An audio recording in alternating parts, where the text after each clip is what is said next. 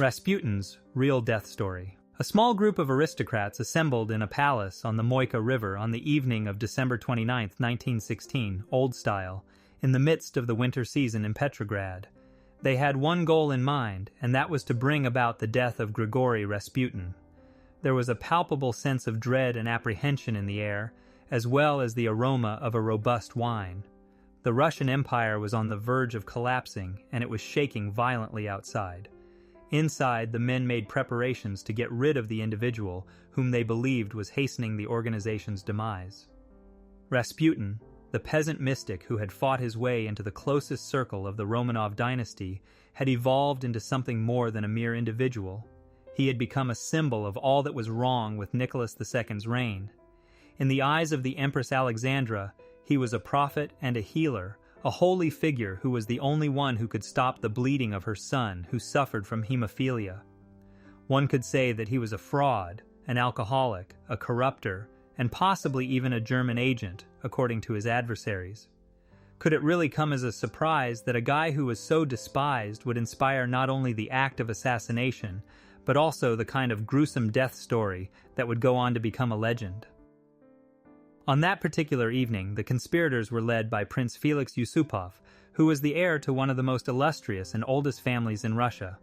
A number of other individuals, including Grand Duke Dmitry Pavlovich, who was the cousin of the Tsar, were present at the time. These individuals believed that the removal of Rasputin was not just a blow to Alexandra, but also a potential opportunity to preserve Russia itself. However, how does one go about putting an end to the life of a man who was rumored to possess magical abilities, a man who had predicted that if he were to die at the hands of nobles, the royal family itself would be overthrown within 2 years? Were they under the impression that they were merely killing a man, or did they have the worry that they were engaged in a further conflict? As stated in Yusupov's well-known memoirs, the plan started with the execution of poison. As Rasputin was being carried to the basement of the palace, a chamber that had been made cozy with Persian rugs and candlelight was presented to him along with delicious wine and cakes. In a subsequent statement, Yusupov asserted that Rasputin was unaware of the fact that the food had been tainted with potassium cyanide. During his meal, the conspirators waited with bated breath. The wine was savored by him as he drank glass after glass of it, taking a bite out of the cakes. But there was no action taken. Some time had gone. Then the hours passed. There was no indication that he was in any kind of distress. He continued to laugh and converse. The horror that must have crept into the room is something that you can only picture. If they were unable to successfully use poison, which was the most lethal chemical they could possibly obtain, what does this indicate about Rasputin?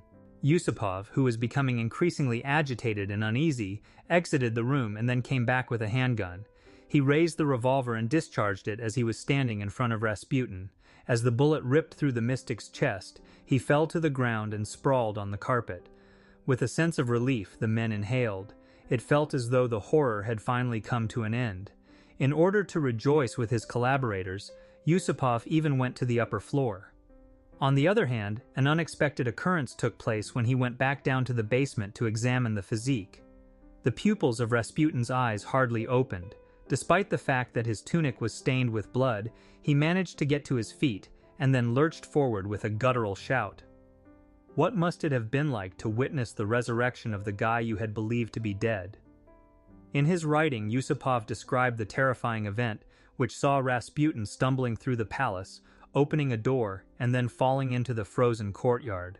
He continued to move forward, staggering into the night like a figure from a nightmare, despite the fact that the others, in a state of panic, shot ammunition at him once again, causing bullets to strike his back and side. It was only after they shot him in the head that he had finally fallen, according to their claims.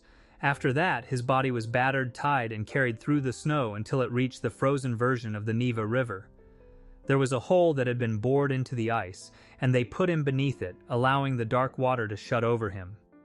For many years, this was the account that was widely believed to be the cause of Rasputin's death. He was poisoned, shot, beaten, and drowned, and he only died after he had resisted every attempt to murder him. It resulted in a narrative that was just as gloomy and dramatic as the man himself. But could it be true? Following the recovery of Rasputin's body several days later, an autopsy was carried out.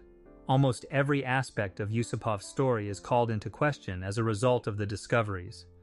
Although there was no evidence of poison in his stomach, there are many who believe that the testing methods that were used in 1916 were not sensitive enough to detect the presence of poison. Even more revealing was the fact that his lungs did not contain any substantial amount of water. It is highly likely that he would have taken in some of the river water if he had drowned. What the medical professionals did discover was that the patient had been shot 3 times, once in the chest, once in the abdomen, and once in the forehead. Instantaneously, the final one was lethal. Rasputin was not invulnerable. Rather, it is most likely that he had been killed by a single bullet to the head that was fired from close range. Why then did Yusupov depict a conflict that lasted for such a long time? Was he trying to exaggerate his own significance in history by portraying himself as the person who was responsible for the death of the monk who could not be killed? Or was it an attempt to fabricate a myth with the intention of making Rasputin's death equal to the strangeness and horror of his life? Because of this, we are left with uncertainties. Perhaps the fabled endurance of Rasputin was a story that was fabricated by conspirators who were eager to highlight their act. Did he truly make it through the ordeal of being shot and poisoned, or did he merely pass away in a short amount of time, just like any other man, only for others to inflate the significance of his passing? It is possible that the most important question of all is why the narrative of his death has persisted for such a long time, given that a huge number of other people had also been murdered during those same turbulent years. It's possible that the reality is that Rasputin was never considered to be merely a guy. At the same time as he was a living embodiment of mystery, controversy, and horror, he cast a shadow over the Romanovs, due to the fact that his peculiar influence at court gave him the appearance of being supernatural. It was inevitable that his passing would be just as bizarre, just as terrible, and just as famous. He entered history not as a body in the snow, but as the unkillable monk, a character who seemed to resist death itself until the very last moment. Whether he was poisoned, drowned, or simply shot, he was remembered as a figure who survived until the very end. Nevertheless, in the stillness of the autopsy room, the truth was probably more mundane than anyone had anticipated. Rasputin's life was taken prematurely by a bullet to the skull. The remaining details, such as the poison, the frantic escape, and the freezing river, were a fable. On the other hand, which of the following do you find more convincing, the straightforward clinical fact, or the myth of a man who chose not to die? Thanks for watching. Don't forget to like and subscribe to our YouTube channel.